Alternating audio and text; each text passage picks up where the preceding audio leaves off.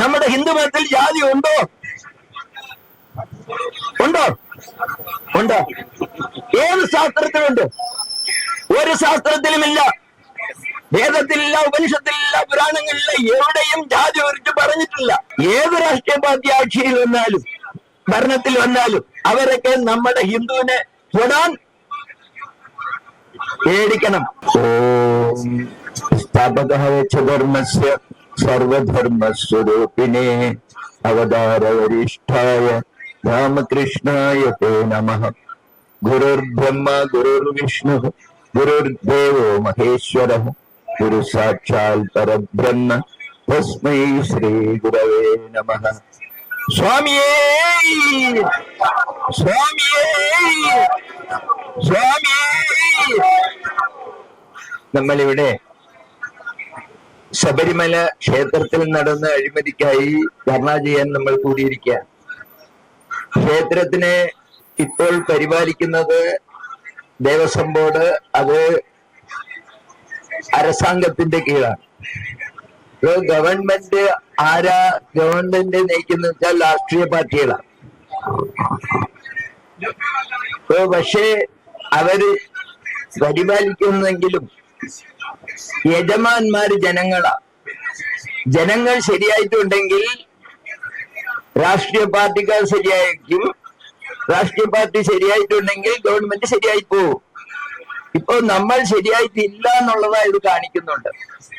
അപ്പൊ നമ്മൾ എന്ത് ചെയ്യണം എന്നുള്ളത് നമ്മൾ ആലോചിക്കണം. ഞങ്ങൾ സാധാരണ അവിടെ പറയാറുണ്ട്, രാഷ്ട്രീയ പാർട്ടിക്കാർക്ക് രാവണൻ നല്ലവനോ അല്ലെങ്കിൽ രാമൻ നല്ലവനോ എന്ന് ചോദിച്ചാൽ രാവണൻ നല്ലവെന്ന് പറയും. എന്തുകൊണ്ടെന്ന് വെച്ചാൽ അദ്ദേഹത്തിന് കള്ളവോട്ടിടാൻ 10 കൈയുണ്ട്, അതുകൊണ്ട് രാവണൻ നല്ലവെന്ന് പറയും. അതുപോലെ പാണ്ഡവന്മാർ നല്ലവരോ അല്ലെങ്കിൽ ഗൗരവന്മാർ നല്ലവരോ എന്ന് ചോദിച്ചാൽ അവരെന്താ പറയും? ഗൗരവന്മാർ നല്ലവരെന്ന് പറയും. എന്തുകൊണ്ടാ? അവിടെ 100 വോട്ടുണ്ടല്ലോ. അപ്പൊ നമുക്കിവിടെ 5 പേരല്ലേ ഉള്ളൂ, അതുകൊണ്ട് അവര് തന്നെ ശരി എന്ന് പറയും. പക്ഷെ നമ്മൾ ജനങ്ങളുണ്ട്, ഹിന്ദുക്കളുണ്ട്. ഞാൻ ഇന്നലെ സ്വാമിയോട് സംസാരിച്ചിട്ടുണ്ട്. രാവിലെ സ്വാമി ഞാൻ താമസിക്കുന്ന സ്ഥലത്ത് വന്നു. അപ്പൊ സ്വാമി അടുത്ത് സംസാരിച്ചെനിക്ക് പറഞ്ഞു, എത്ര ഇവിടെ ഹിന്ദുക്കൾ ഉണ്ടെന്ന് പറഞ്ഞു. ഇപ്പൊ കേരളത്തിൽ 40% ഉണ്ടെന്ന് പറഞ്ഞു. പക്ഷെ 40%ത്തിൽ ഹിന്ദുക്കളായിട്ട് എത്ര പേരുണ്ട്, ജന്തുക്കളായിട്ട് എത്ര പേരുണ്ട് എന്നുള്ള കാര്യമാണ് ഓർമ്മിക്കണത് നമ്മൾ. ഇപ്പൊ ഹിന്ദുക്കളെക്കാട്ടിലും ജന്തുക്കൾ കൂടിപ്പോയി. ഹിന്ദു എന്നുള്ള ഉണർവില്ലാതെ ആൾക്കാർ കൂടിപ്പോയി. ജാതിയിലോട്ട് പോകുന്നു അല്ലെങ്കിൽ പാർട്ടിയിലോട്ട് പോകുന്നു. ഞങ്ങൾ എന്താ പറയുന്നു എന്ന് വെച്ചാൽ എല്ലാ സ്ഥലങ്ങളിലും നീ ഏത് ജാതിയിൽ വേണമായിരുന്നോ ഏത് പാർട്ടിയിൽ വേണമായിരുന്നോ, പക്ഷേ ഹിന്ദു എന്നുള്ളത് ആദ്യം നിൽക്കണം.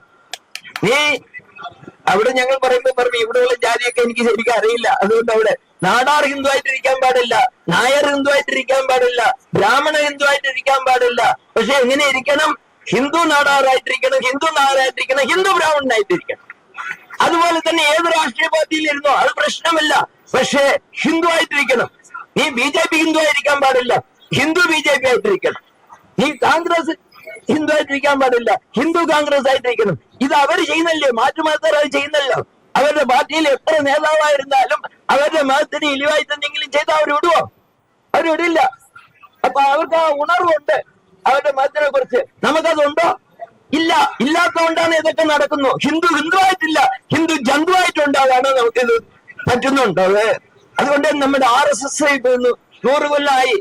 അപ്പോ നമ്മുടെ സത്യനിതാലൻ എന്താ വിചാരിച്ചു, എങ്ങനെ എന്തിനു തുടങ്ങി? അപ്പൊ സ്വതന്ത്ര സമരം നടന്നുകൊണ്ടിരുന്ന സമയത്ത് എന്തിനു തുടങ്ങി? ഈ സമരം എത്ര സമരം നടക്കുന്നു, കാര്യം പോകുന്നു, നമ്മൾ ആ സമരത്തിനുള്ള കാര്യം ജയിക്കുന്നു, അങ്ങനെ ഒவ்வொரு കാര്യം അപ്പോൾ ജയിക്കുന്നുണ്ട്. അത് പോരാ. അപ്പൊ എന്ത് ചെയ്യണമെന്ന സംഘം തുടങ്ങിയത്. ആ സംഘം തുടങ്ങി ഇന്ന് വിജയിച്ചിരിക്കുന്നു. നമ്മൾ ഇന്ന് വിജയിച്ചിരിക്കുന്നു. നമുക്ക് ഹോപ്പ് വന്നിരിക്കുന്നു. നമ്മൾ എല്ലാവരും ഒത്തുകെട്ടായിട്ട് നിന്നാൽ സാധിക്കാമെന്നുള്ള കാര്യം നമുക്ക് ഉറപ്പ് വന്നിരിക്കുകയാണ്.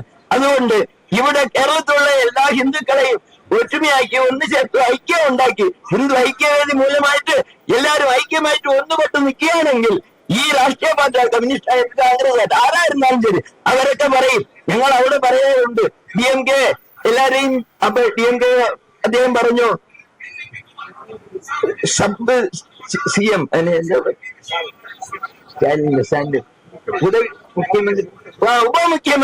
ഉപമുഖ്യമന്ത്രി പറഞ്ഞു സനാതനത്തെ ഇല്ലാതാക്കുമെന്ന് പറഞ്ഞു. സനാതനത്തെ ഇല്ലാതാക്കും. സനാതനം എന്ന് പറഞ്ഞാല് അത് എന്നുള്ളതെന്ന അർത്ഥം അത് അറിയാത്തതുകൊണ്ട് അവർ പറഞ്ഞു. അപ്പൊ അദ്ദേഹം എന്ത് പറഞ്ഞു? പിന്നീട് പറഞ്ഞു സനാതന സമൂഹനീതി, ജാതി പ്രശ്നം. നമ്മുടെ ഹിന്ദു മതത്തിൽ ജാതി ഉണ്ടോ? ഉണ്ടോ? ഉണ്ടോ? ഏത് ശാസ്ത്രത്തിലുണ്ട്?